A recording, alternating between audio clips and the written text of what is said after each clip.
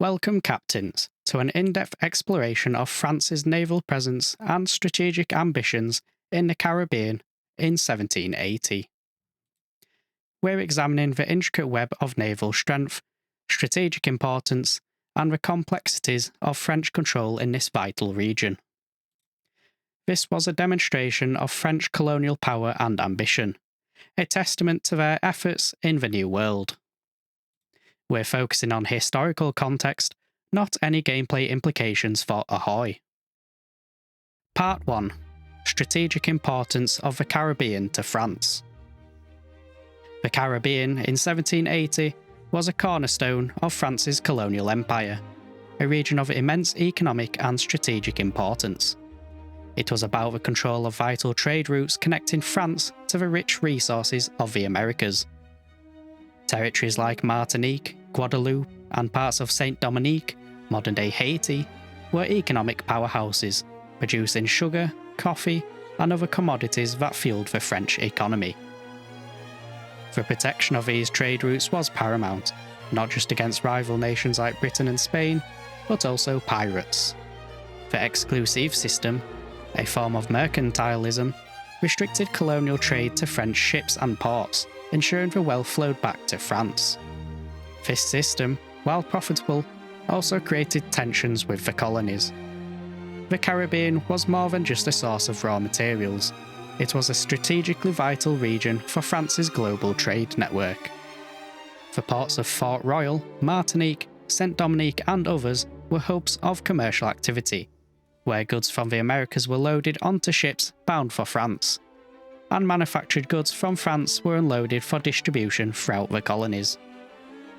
The wealth generated from sugar plantations in particular was immense, and it fueled the growth of French cities like Bordeaux and Nantes. The French government's control over the Caribbean was not just about economic gain, it was also about maintaining naval dominance in the region. The islands provided strategic bases for the French Navy, allowing them to project power throughout the Caribbean and challenge British dominance.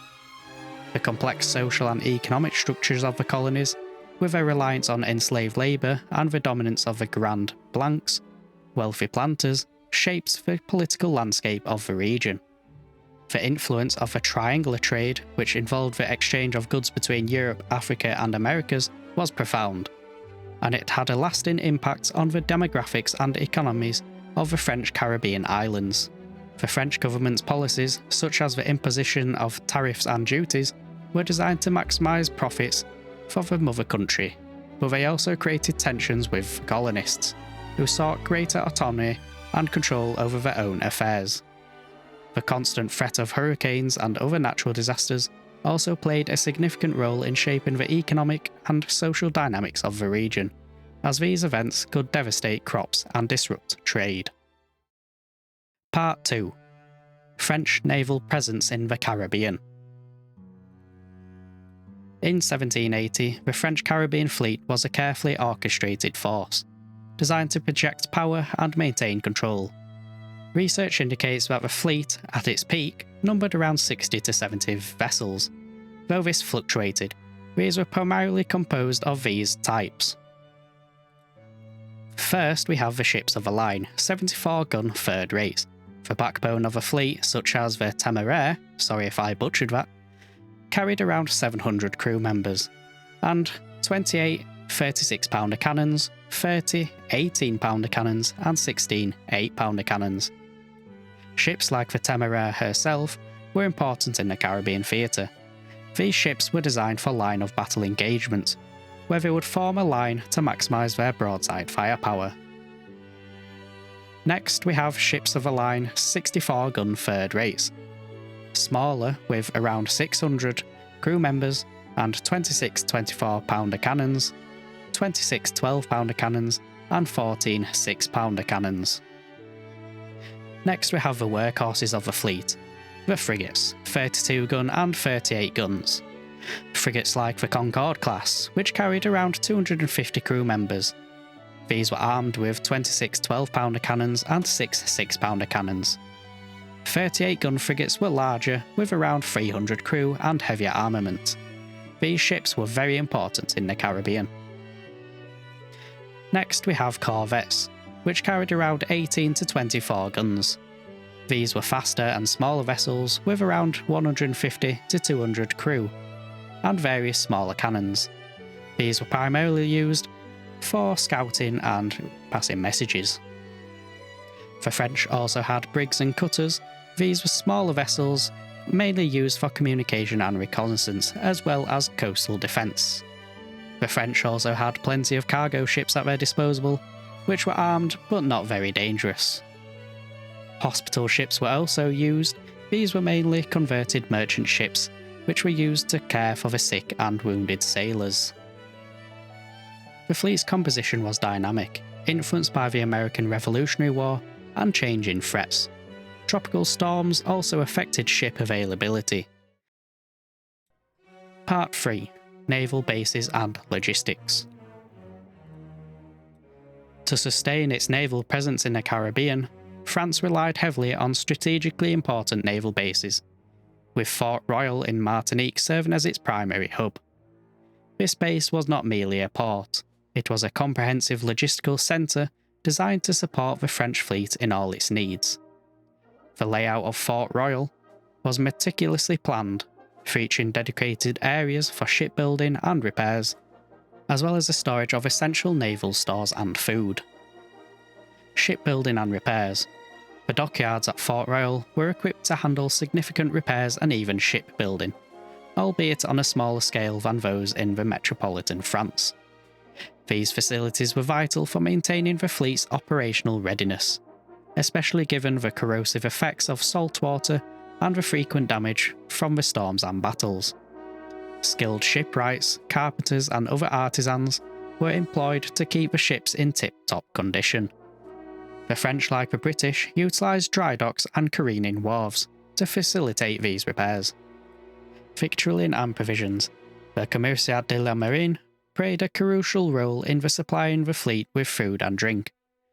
The victualing process was complex, involving the procurement of storage of vast quantities of provisions. Salted meat, ship's biscuits, wine and other staples were stored in purpose-built warehouses. The logistics of this was immense, as the fleet required a constant flow of supplies to remain at sea. They also had to contend with the challenges of preserving food in the tropical climate, which necessitated careful storage and processing. Naval stores and ordnance. The storage of naval stores, including timber, rope, canvas and other materials, was another critical function of these bases. The Bureau de la Marine was responsible for supplying cannons, ammunition and other weaponry. Fort Royal housed large arsenals and foundries, where cannons were cast and stored. The efficient management of these stores was essential for maintaining the fleet's fighting capability. Supply line and challenges. Maintaining supply lines across the Atlantic was a formidable task. Ships carrying provisions and equipment had to contend with storms, enemy attacks, and the constant threat of disease. Tropical diseases like yellow fever and malaria took a heavy toll on British sailors, and maintaining the health of the crew was a constant struggle. The French also faced challenges of competing with British naval power, which often disrupted their supply routes. Daily life and infrastructure.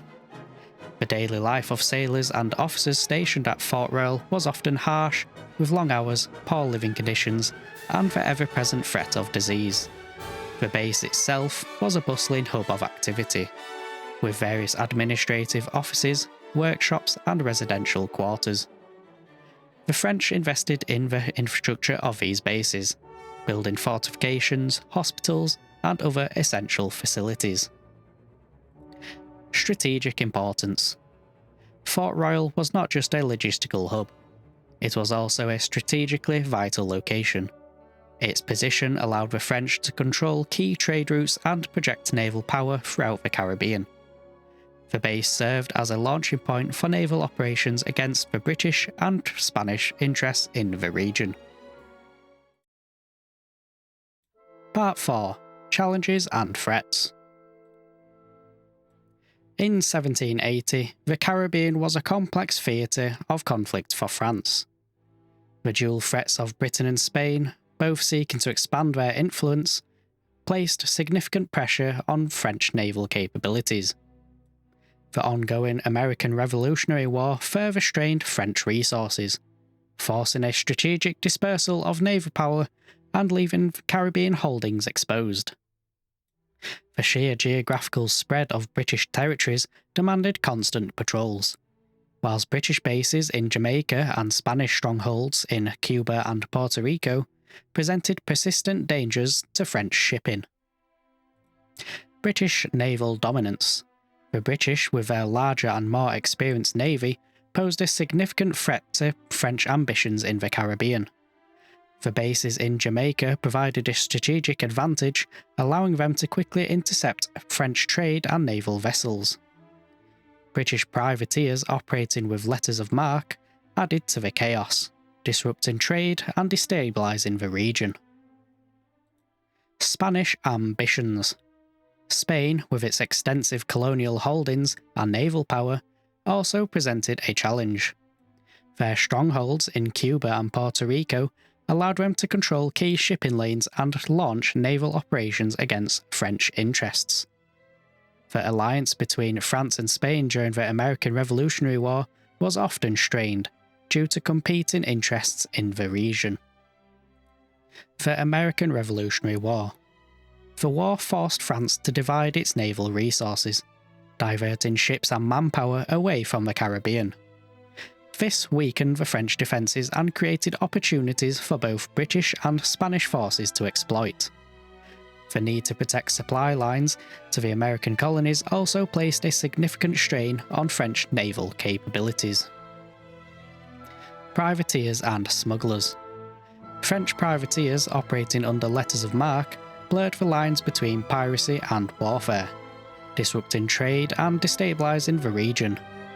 Smuggling, fueled by resistance to French trade restrictions and the desire for greater profits, challenged French economic control.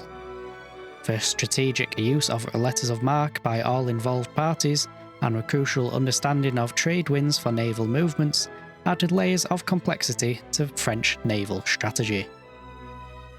Tropical diseases and hurricanes. The numerous island chains, offering havens for pirates and privateers, necessitated extensive patrols. Tropical diseases such as yellow fever and malaria, and the frequent occurrence of hurricanes, further depleted French naval effectiveness, demanding constant adaptation and resource allocation.